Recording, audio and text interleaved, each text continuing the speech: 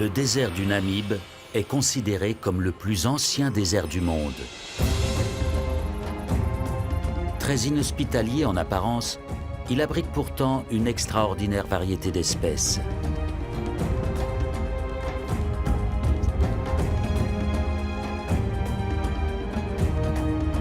Avec seulement 20 mm de précipitations par an, et bien que bordé par l'océan Atlantique, le désert du Namib est d'une aridité extrême. Et c'est ici, en plein cœur de ce désert, que des éléphants ont élu domicile. Comment ces animaux parviennent-ils à survivre dans un milieu aussi hostile ?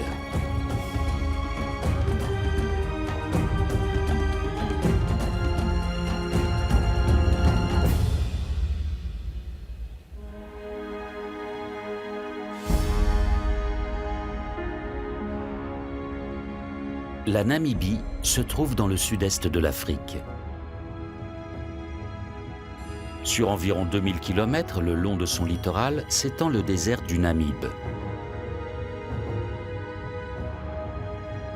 Dans sa partie nord, le désert présente des vallées parcourues par des rivières éphémères. Parmi elles, la vallée de l'Ohanib. Le lit de la rivière traverse le désert sur 300 km avant d'atteindre l'océan.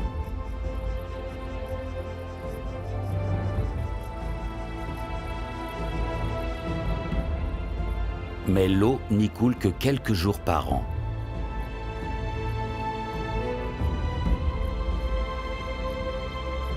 Seuls des arbres aux racines profondes tels que ces Federbia des oasis résistent à une telle sécheresse. Le Namib est le seul désert à abriter des rivières éphémères. Les mammifères ne pourraient pas s'établir ailleurs que dans la vallée.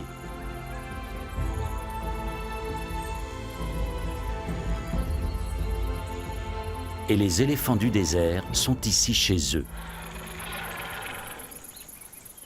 Contrairement à d'autres éléphants d'Afrique, les éléphants du désert vivent en très petites hardes. Extrêmement rares, ces pachydermes au mode de vie très atypique sont suivis de près par des chercheurs qui ont attribué un prénom à chacun d'entre eux.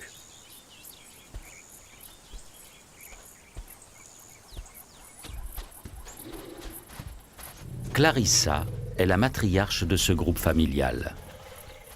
Les autres membres ne la quittent pas d'un pas, car elle est la seule à savoir comment survivre dans ce milieu inhospitalier.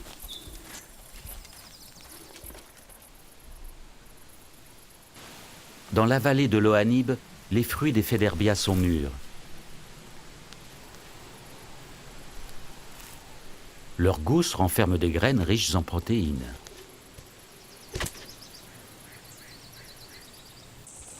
Clarissa connaît leurs vertus nutritives depuis son enfance.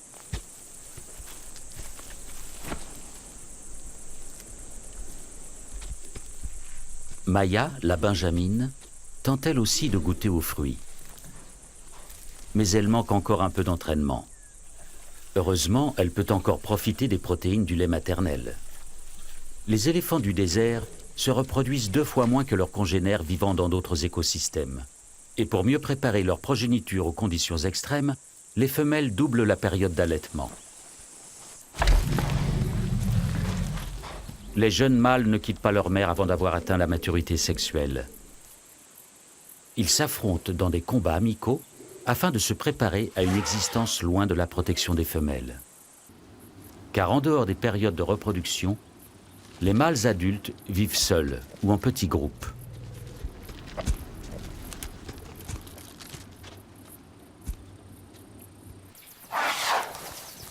Yapi est le plus habile des jeunes mâles. Il atteint de hautes branches sous le regard envieux de son frère cadet.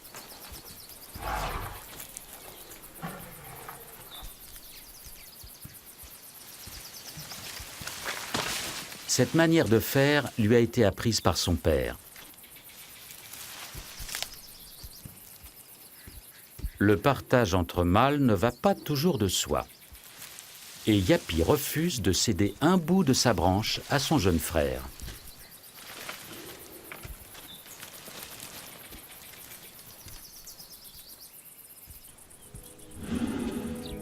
Leur père, One Tusk, va sur ses 60 ans.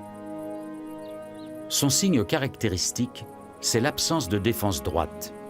Il l'a perdue dans un combat avec un autre éléphant. Pendant de longues années, il est resté le maître incontesté de la vallée de l'Ohanib. Aujourd'hui, il mène une vie solitaire.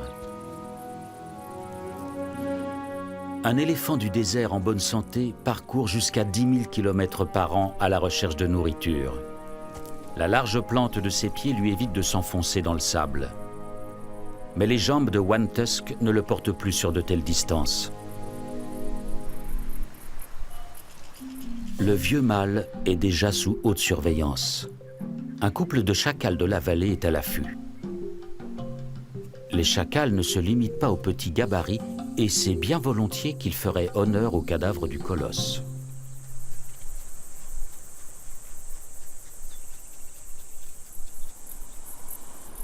Clarissa guide Saard vers une nouvelle oasis de nourriture. Dans cette vallée transversale, les animaux trouvent toutes sortes d'herbes et d'arbustes. Les éléphants du désert prennent le plus grand soin de la source de leur nourriture, bien plus que les pachydermes vivant dans d'autres environnements. Au lieu d'arracher les plantes avec leurs racines, ils en récoltent délicatement les jeunes pousses, si bien que les arbustes peuvent continuer à se développer.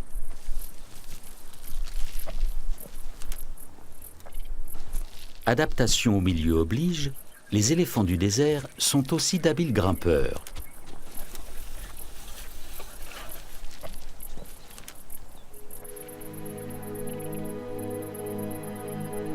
Le vieux One Tusk atteint à grand-peine un des Féderbias dont Clarissa et les siens ont eu la primeur. Et la harde n'a laissé que de maigres reliefs.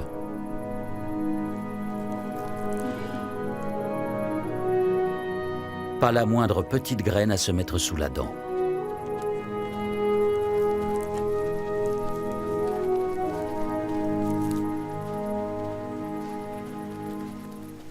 Pour la faune du Namib, survivre est un défi quotidien. Souvent, les animaux doivent parcourir de longues distances pour trouver de l'eau. À défaut de connaître des points d'eau cachés, la plupart des éléphants s'hydratent avec la nourriture qu'ils ingèrent. La moindre petite feuille verte contient de l'eau et c'est toujours ça de prix.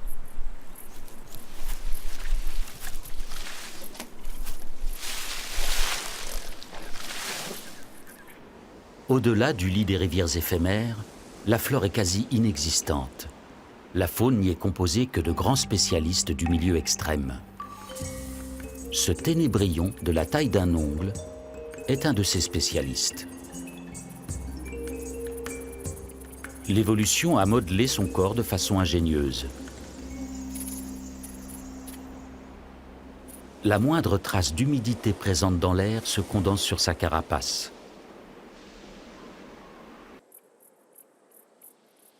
Les gouttelettes qui se forment petit à petit n'ont ensuite plus qu'à glisser vers sa bouche.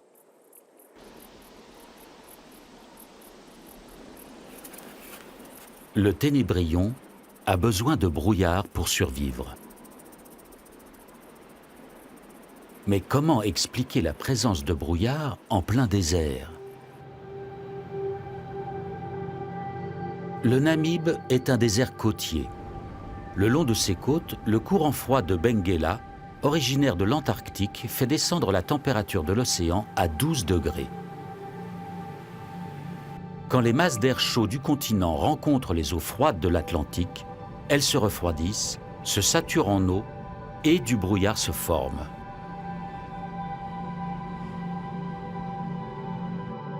Grâce à ce phénomène, le littoral de la Namibie est embrumé environ 200 jours par an. Parfois, le brouillard s'étire vers l'intérieur des terres sur des centaines de kilomètres et atteint les vallées des rivières éphémères.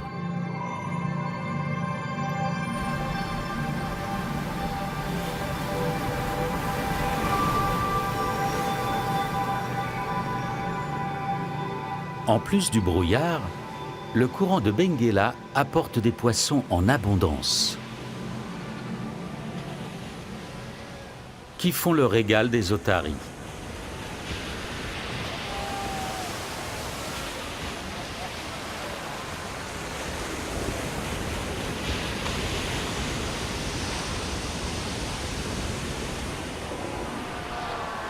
leur immense colonie compte jusqu'à 100 000 individus.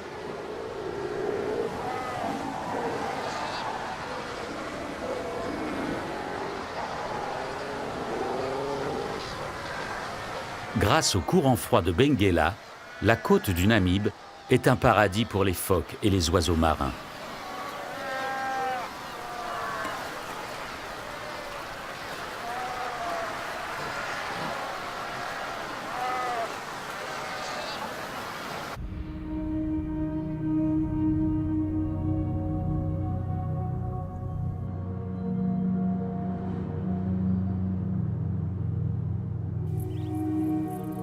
Dans la vallée de l'Ohanib, les grands mammifères profitent aussi des bienfaits du brouillard.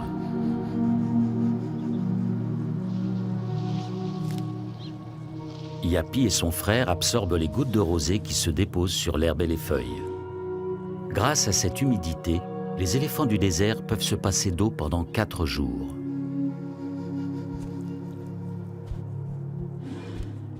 Pour l'instant, les 2 mâles vivent en solitaire, mais ce n'est plus pour très longtemps.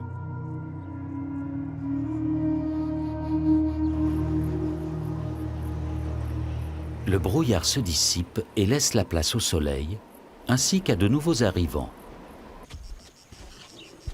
Une famille d'éléphants d'une autre vallée est en route.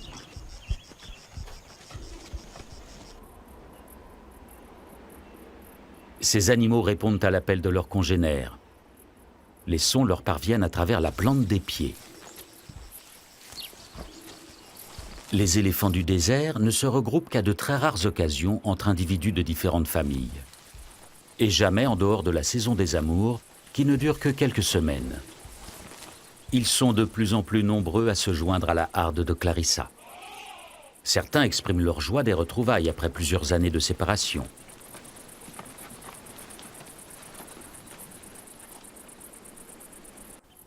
L'arrivée de femelles n'a pas échappé à Yapi et à son frère. Et lorsqu'il s'agit d'obtenir la faveur des éléphantes, c'est chacun pour soi.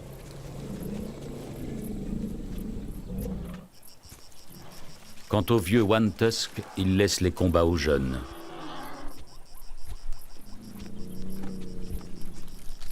Il n'a plus la force de rivaliser avec d'autres mâles.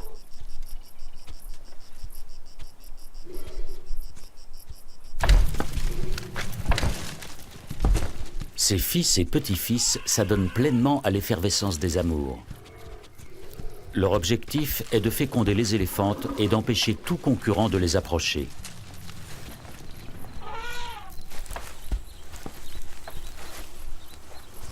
Yapi n'arrivera à ses fins qu'en utilisant un subterfuge pour isoler Clarissa du reste de la harde.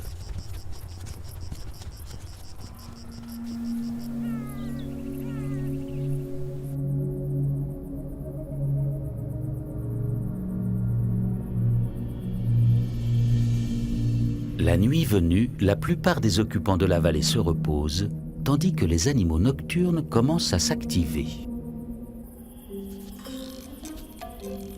Le gecko du Namibe chasse uniquement la nuit. Il se nourrit de grillons et d'araignées.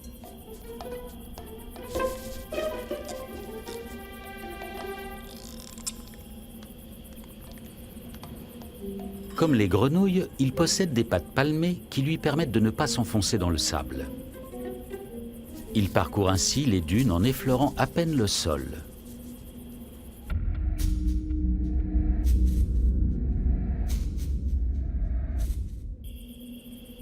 Pour le gecko, la vigilance reste toujours de mise.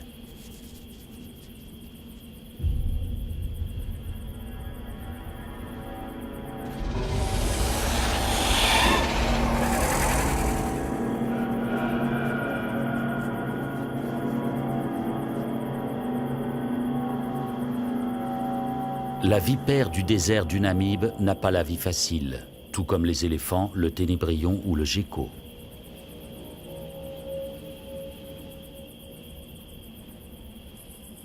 Elle ne peut s'hydrater qu'à travers sa nourriture. Sa survie dépend donc d'une chasse fructueuse.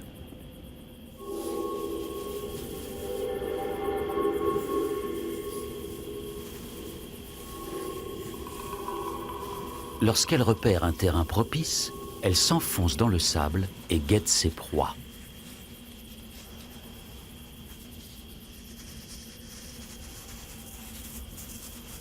Grâce à une aptitude au camouflage exceptionnelle, le prédateur se fond entièrement dans le décor.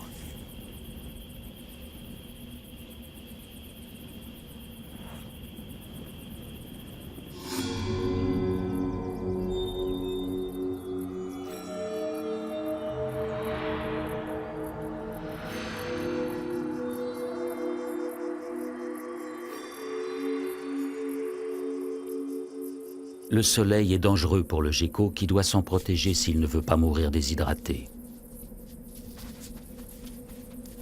Une fois de plus, ses pattes palmées lui rendent un fier service. En un rien de temps, il creuse des galeries souterraines impressionnantes.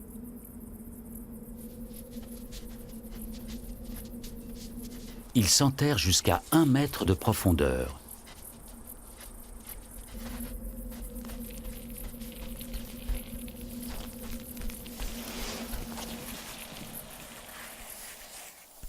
Ici, la chaleur est plus supportable. Au-dessus de lui, un de ses congénères prend son temps. Et pour cause, le brouillard arrive.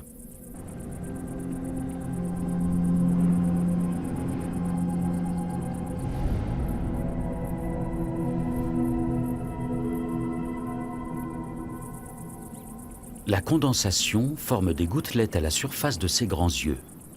Le gecko n'a plus qu'à se désaltérer. La nature a encore fait preuve d'ingéniosité.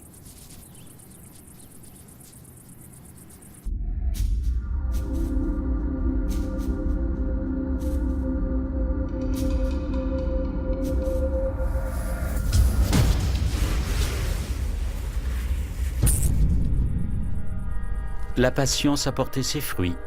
La vipère peut à présent festoyer et surtout se désaltérer.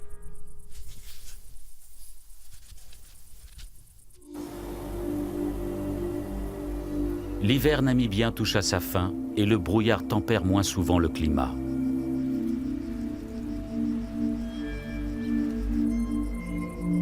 Une chaleur accablante pèse maintenant sur la vallée de l'Ohanib. Clarissa et sa famille supportent tant bien que mal les 40 degrés à l'ombre.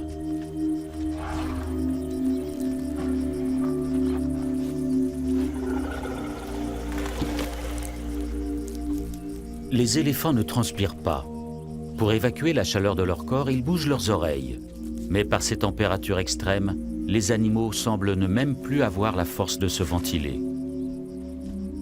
Pour les plus jeunes, la chaleur peut représenter un danger mortel. Maya paraît exténuée.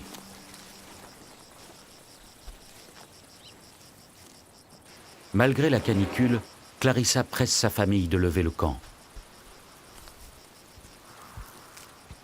Les éléphants du désert broutent environ 20 heures par jour et absorbent près de 200 kilos de végétaux. Pour se nourrir, les animaux doivent donc se déplacer constamment.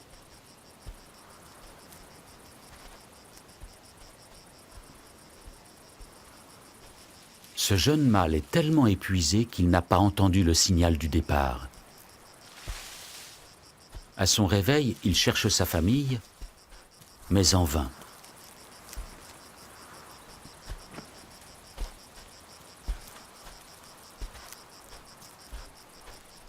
Toute la harde a disparu.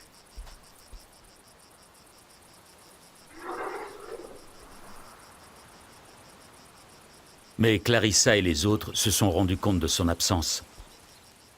Grâce à leur trompe, les éléphants disposent d'un odorat exceptionnel qui leur permet de se localiser les uns les autres.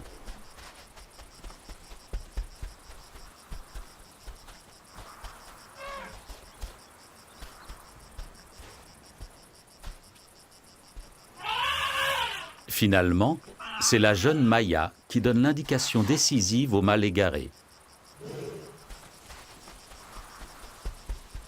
Il sait maintenant quelle direction prendre.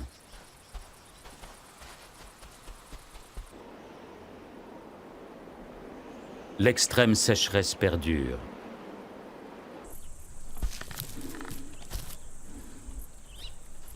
Clarissa et sa famille doivent se contenter d'un arbre mort pour toute nourriture. Dans le désert, un arbre de cette taille ne se décompose qu'au bout de nombreuses années. Les éléphants sont les seuls à pouvoir le rendre comestible pour les autres animaux. Les pachydermes n'assimilent en effet que 60% de ce qu'ils mangent et éliminent le reste.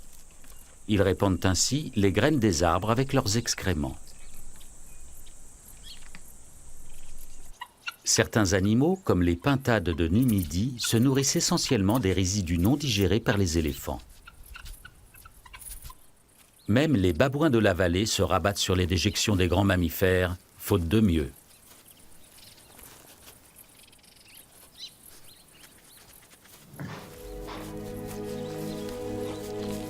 De son côté, le vénérable One Tusk essaie de grignoter un peu de bois.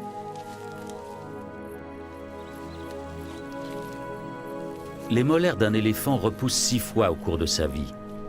Mais les dernières dents de One Tusk sont trop usées pour venir à bout du bois dur et sec de cet arbre.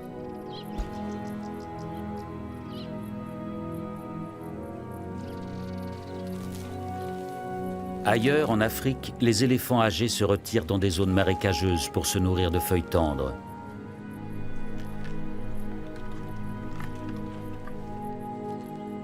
Mais dans le désert, One Tusk n'a pas cette chance.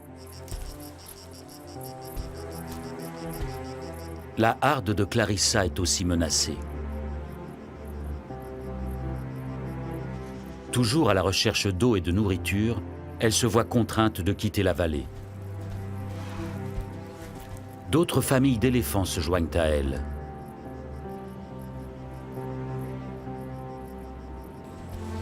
Seule Clarissa connaît les points d'eau rarissimes et bien cachés. Grâce à son expérience, elle est aussi la seule capable d'en dénicher de nouveaux. La vallée de l'Ohanib se vide progressivement de ses habitants. Les chacals décident eux aussi de se diriger vers les côtes. Affamés et assoiffés, ils espèrent y trouver de la nourriture. One Tusk, lui, n'a plus la force d'entreprendre un tel voyage. Seule une pluie providentielle qui ferait pousser de l'herbe tendre pourrait le tirer d'affaire.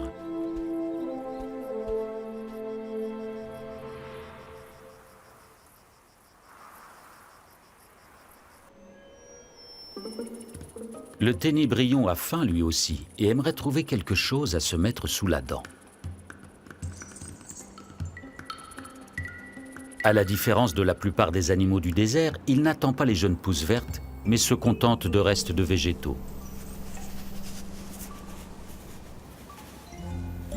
Il compte sur le vent qui souffle en permanence sur le désert et y dépose des feuilles mortes dans le creux des petites vallées entre les dunes.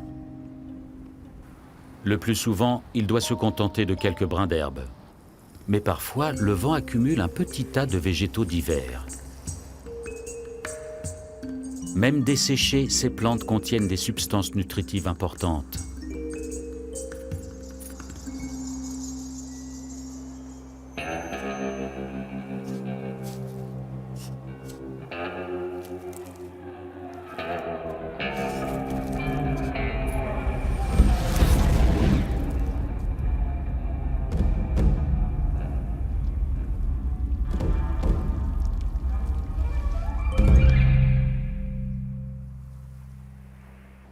Le caméléon Namaqua est un prédateur redoutable. Du moins pour le ténébrion. La rapidité du saurien ne lui épargne pas quelques courses-poursuites.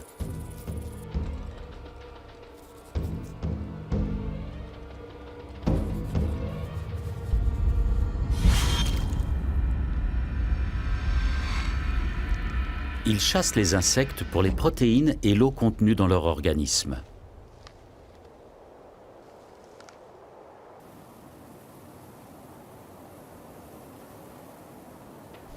Le caméléon Namaqua est le plus grand animal à sang froid du Namib. Des reptiles plus grands ne pourraient y survivre. À la différence des mammifères, il ne peut effectuer de longues distances pour se nourrir et se désaltérer. Comment a-t-il réussi à s'imposer dans cette nature hostile ?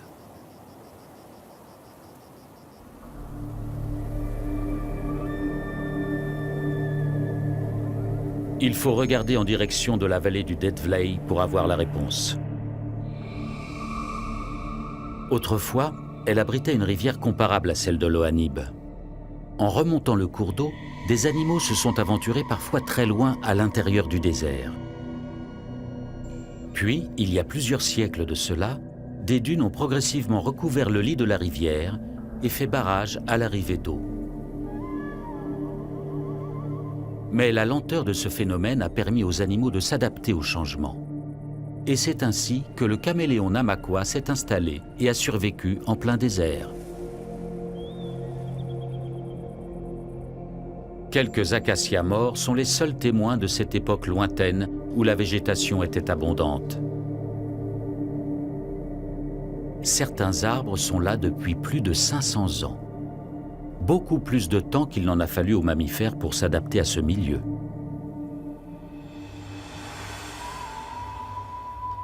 Leur capacité à parcourir de très longues distances leur a largement facilité l'acclimatation dans le désert.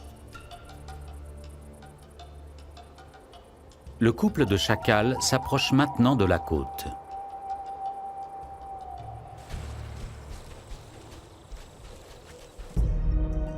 Pendant ce temps, Clarissa cherche toujours de l'eau. La petite Maya faiblit à vue d'œil.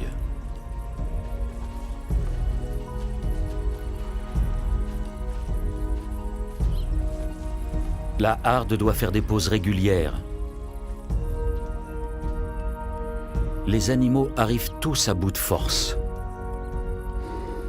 Clarissa n'a presque plus de lait pour sa fille.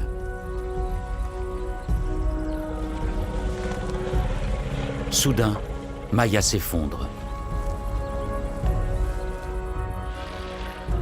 Mais Clarissa l'incite aussitôt à se relever. Il faut continuer à marcher.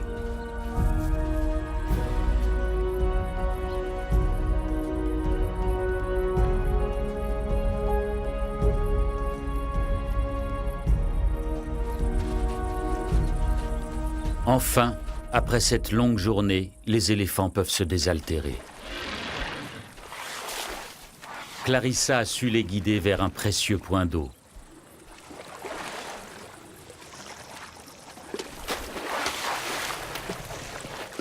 Les éléphants du désert ne boivent jamais plus de 100 litres par jour. Une manière de préserver les réserves d'eau du désert.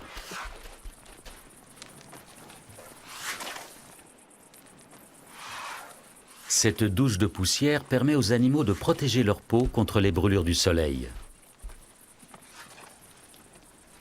Demain, au lever du jour, Clarissa donnera de nouveau le signal du départ. Il reste encore une longue marche jusqu'au prochain pâturage.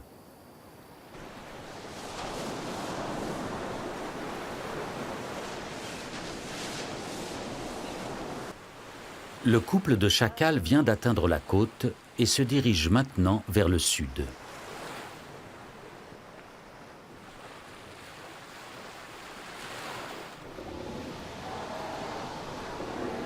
En ce moment, chez les otaries, une nouvelle génération vient au monde. Comme la plupart des femelles, cette jeune mère est sur le point de mettre bas.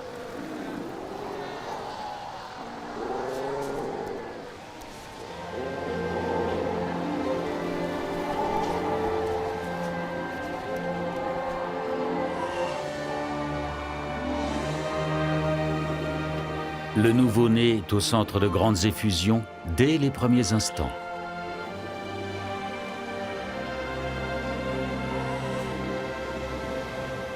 La voix et l'odeur de chaque animal sont aussi uniques que les empreintes digitales chez l'homme.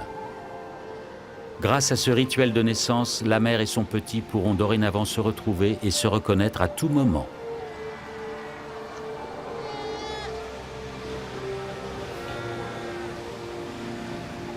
Quelques minutes après, c'est déjà la première tétée.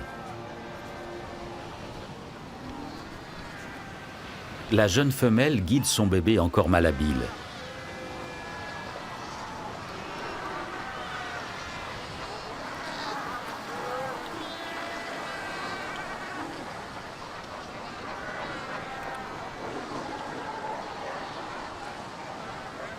Le même scénario se répète pour des dizaines de milliers d'autres mères otaries.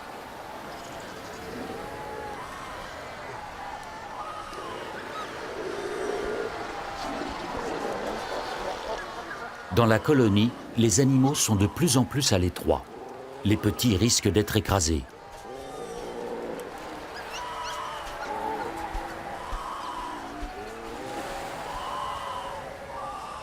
Afin de les protéger, les adultes mettent en place de véritables crèches.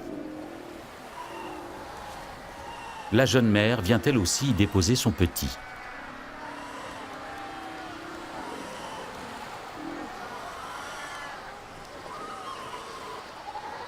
Les bébés sont ainsi à l'abri et les mères les retrouvent plus facilement.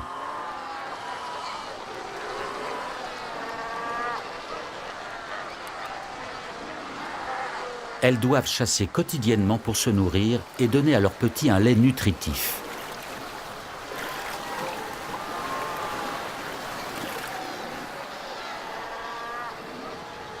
Mais l'emplacement de cette crèche est mal choisi. Les petits sont envahis par la marée montante. Ils luttent désespérément contre les vagues.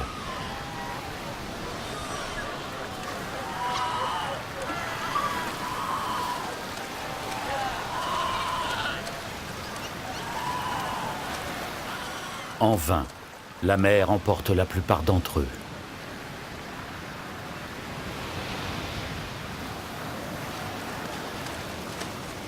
Les bébés otaries savent pourtant nager, mais il leur manque la couche de graisse protectrice des adultes. À peine née, cette petite otarie lutte de toutes ses forces pour sa survie. Bien d'autres perdront ce combat.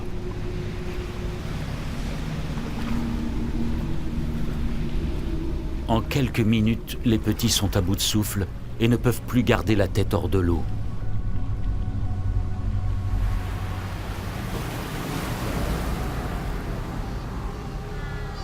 Celui-ci est encore en vie.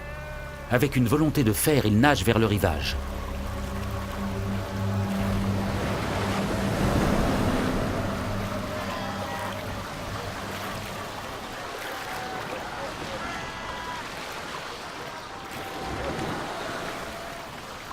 Le voici hors de danger.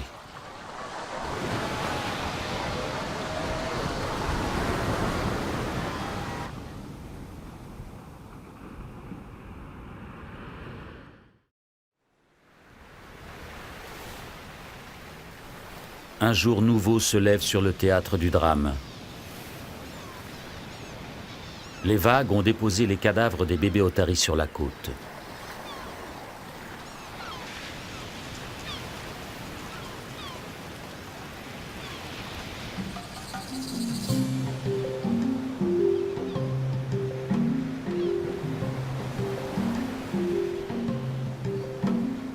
Un grand festin attend les chacals affamés qui ont parcouru des centaines de kilomètres depuis la vallée de l'Ohanib.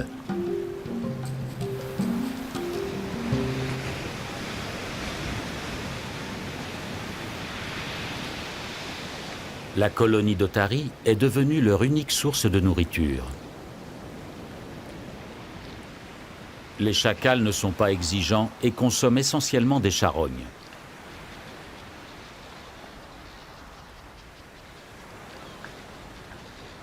Ils vont passer les prochaines semaines sur la côte.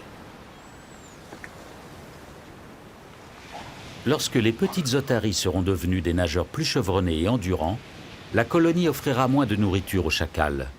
Ils retourneront alors dans la vallée de l'Ohanib.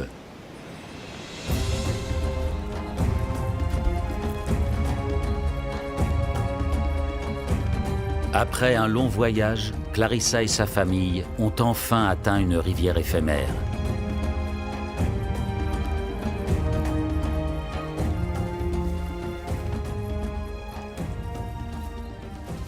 La matriarche savait d'instinct qu'ici, la végétation serait plus abondante, même en période de sécheresse.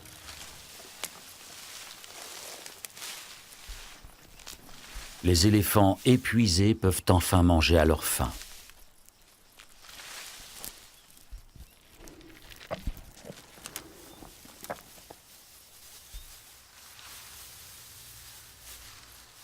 Le ventre bien rempli, Maya plonge dans un sommeil réparateur.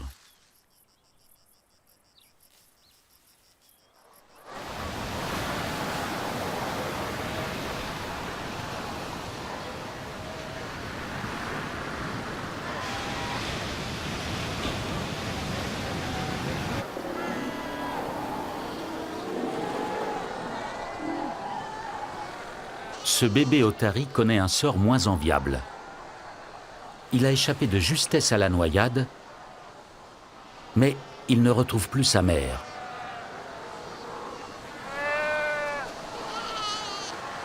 Elle n'est toujours pas rentrée de la chasse.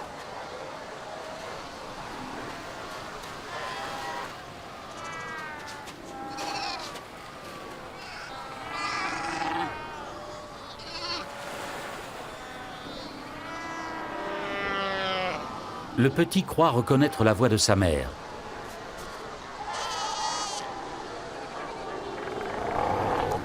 Mais non, il n'est pas le bienvenu auprès de cette femelle.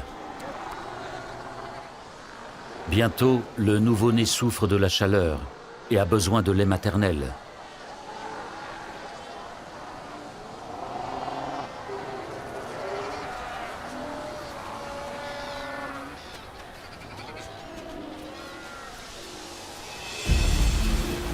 À la mi-journée, la voici enfin de retour.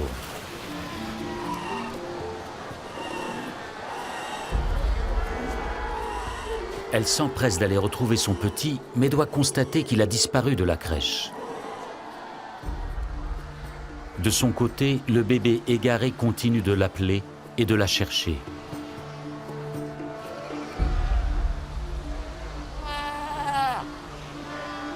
De nouveau, il croit reconnaître la voix maternelle.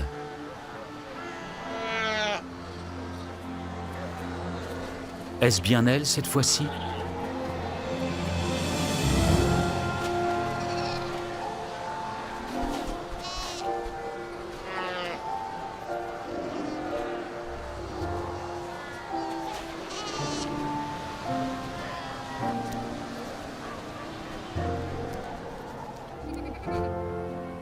La mère et son bébé s'abandonnent à la joie des retrouvailles.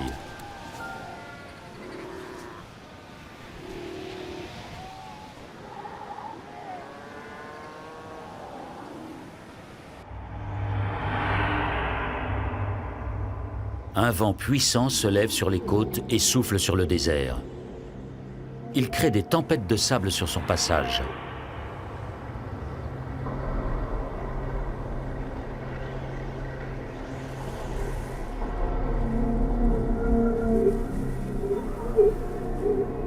Elles atteignent bientôt la vallée où séjournent Clarissa et sa famille.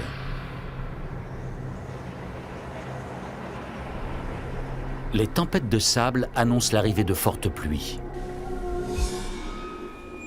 La matriarche Clarissa est expérimentée et sait ce qu'il lui reste à faire. Car bientôt, les vallées se transformeront en rivières déchaînées qui emporteront tout sur leur passage. Les éléphants seraient en danger de mort s'ils ne quittaient pas la vallée sur le champ.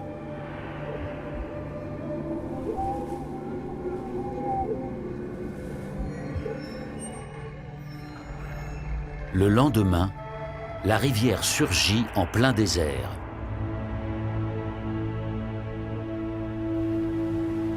Le cours d'eau se ferait un chemin de plusieurs centaines de kilomètres à travers le désert avant de se jeter dans l'océan. Les rivières éphémères n'atteignent la côte qu'une fois tous les 10 ans en moyenne.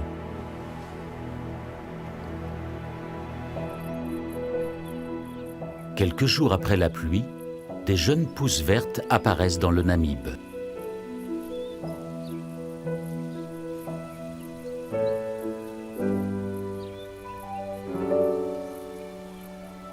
La vallée de l'Ohanib revit elle aussi, et les premiers habitants sont de retour de leur exil.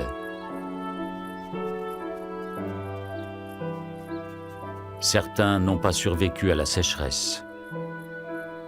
Le vieux One Tusk est mort de faim avant l'arrivée de la pluie. Les chacals découvrent son cadavre à l'entrée de la vallée.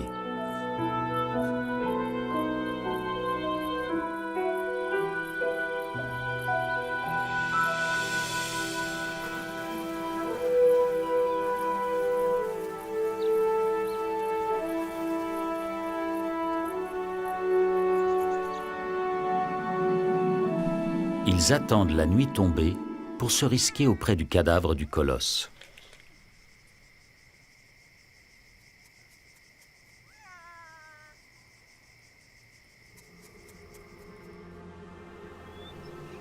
Le lendemain, des cris familiers retentissent dans la vallée.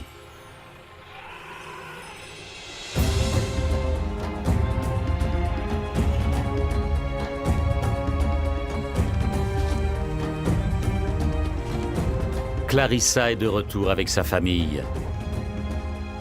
Les éléphants ont échappé au flot et reviennent tous sains et saufs.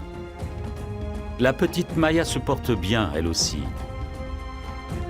Enfin, la harde aperçoit la vallée de l'Ohanib verdoyante.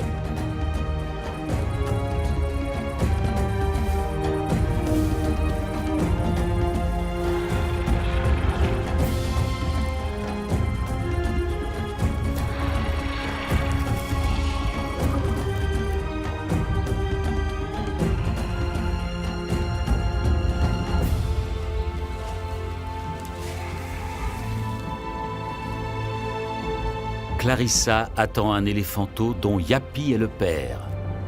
La nouvelle génération héritera elle aussi de la force et de l'expérience du vénérable One Tusk. Et la matriarche transmettra à son tour les secrets des éléphants du désert à sa progéniture pour la survie de l'espèce. La vallée de l'Ohanib est un véritable paradis pour les animaux qui ont réussi à s'y adapter à force d'agilité et d'ingéniosité. Dans le plus vieux désert du monde, ils affrontent vaillamment des conditions de vie extrêmes.